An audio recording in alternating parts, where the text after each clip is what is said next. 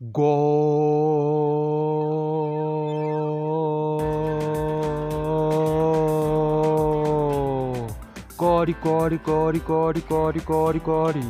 aya bakunzi b'ikipe ya APR FC.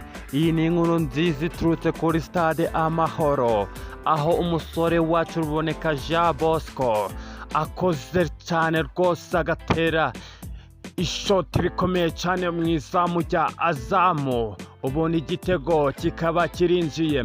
Uyu musore wacu akaba rwose akoze ibintu twakwita bikomeye cyane.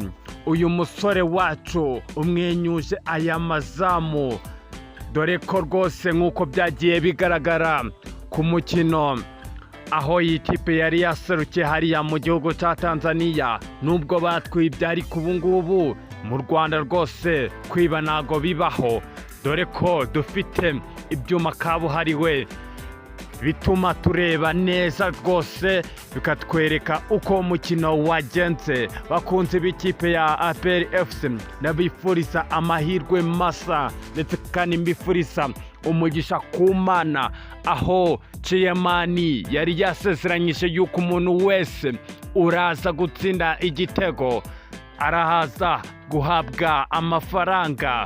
Uyu Ruboneka akaba akoreye amadolari byihuse cyane, ndetse kandi akaba akoreye n'ibihembo. Ubu ngubu naramuka haje kubonekamo ikindi gitego, noneho iyi kipe yacu iraba izamutse cyane nk'uko Chiyamani ndetse n'umutoza babidusezeranyije, kandi turabyizeye neza 100% ko ibi ngibi biraza kuba ibisubizo by'abafana ba APR FC.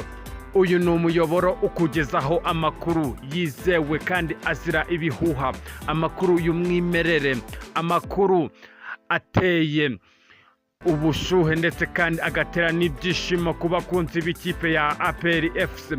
Nimba ushaka kwinjira mu muyoboro mugari ukugezaho amakuru yizewe kandi azira ibihuha, mudushigikira mukanda subscribe, like, share, comment, ubundi tukikomereza mu makuru agiye atandukanye. Turaza kubagezaho n'izindi update zose uko match iraza kurangira kabisa. Turahari tayari, twibereye muri stade tubagezaho